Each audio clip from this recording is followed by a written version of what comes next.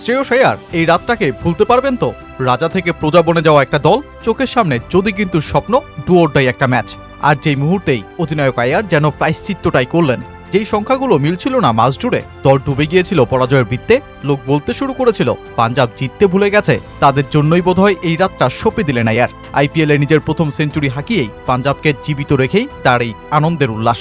Coach Ricky পন্টিংও শিষ্যের এই ঐতিহাসিক মুহূর্তে চিন্তার জগৎ ছেড়ে বেরিয়ে হাসি মুখে ধরা দিলেন। পন্টিং বলতে পারলেন, এই কারণেই আমি ওর পেছনে এত টাকা খরচ করেছিলাম।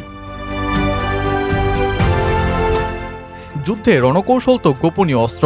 এই রাতে পাঞ্জাব কিংস ভুগল তাদের পুরনো কৌশলেই। গত আইপিএল আসরে যেই জস ইংলিশ পাঞ্জাবের জার্সি পরে নেমেছিলেন, রিকি পন্টিংয়ের কাছ থেকে ব্যাটিং পরামর্শ নিয়ে দলকে ফাইনালে তুলতে অবদান রেখেছিলেন, এই ম্যাচে গুরু পন্টিংয়ের সামনে সবচেয়ে বড় বাধা হয়ে দাঁড়ায় তার সেই পুরনো ছাত্রই। শুরুতেই চাপে পড়া লখনৌ সুপার জায়ান্টসের দায়িত্বটা কাঁধে তুলে নেন তিনি। খেলেন ৭২ রানের একটা ইনিংস। টানা ৪ ম্যাচে ৩50। জস ইংলিশ গুরু পন্টিংকে যেন জানিয়ে দিলেন তিনি শিখে গেছেন ব্যাটিং তাণ্ডবের কৌশল। এরপর আয়ুষ বাঁধনের ১৮ বলে ৪৩ রানের তাণ্ডবলীলা ১৯৬ রানেই পৌঁছে দেয় এলএসজিকে। যদিও ১৯৭ রানের লক্ষ্য, বৃহৎ কোনো মার্জিন ছিল না পাঞ্জাবের সামনে। এই আইপিএল আসরে দলটা ততক্ষণে ৮ বার ২০০+ রান করার সামর্থ্য দেখিয়েছে। তবুও চাপটা তো ছিলই, কারণ এটা জীবন মরণ ম্যাচ। আর শুরুতেই আসে ধাক্কা। যেই ওপেনিং জুটিতেই দলটার মূল ব্যাটিং শক্তি লুকিয়ে, সেখানেই প্রথম বলেই ফাটল। প্রিয়াংশ আর্য ফেরেন গোল্ডেন ডাকে। অতঃপর সেই চাপ পুরো কাঁধে তুলে নেন প্রভসিমরন সিং, সাথে পান অধিনায়ক শ্রেয়স আইয়ারকে।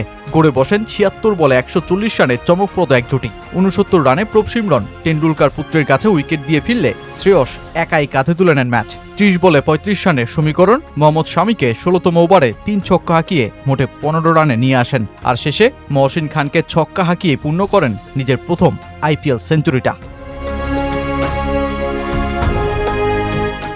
টানা ৭ ম্যাচে অপরাজিত থাকা দলটা টানা ৬ ম্যাচ হেরে অবশেষে অধিনায়ক শ্রেয়স আইয়ারের ব্যাটেই পেল পরাজয় থেকে মুক্তি। ২০১৯ সালে দিল্লিকে ৭টা লম্বা মৌসুমের ব্যর্থতা কাটিয়ে প্লে অফে তোলা, ২০২০ সালে প্রথমবারের মতন দিল্লিকে ফাইনালে তোলা, ২০২৪ সালে কলকাতাকে সোজা ফাইনাল জিতিয়ে বসা, ২০২৫ সালে পাঞ্জাব কিংসকেও ১১ আসর পর ফাইনালে তোলা। অধিনায়ক শ্রেয়স আইয়ার যেন চুপচাপ তাই করে যাচ্ছেন যা তাকে অনন্য করে তুলতে পারে। তাই তো রিকি পন্টিং বলতে পারছেন তার পেছনে টাকা খরচ করার কারণ এটাই।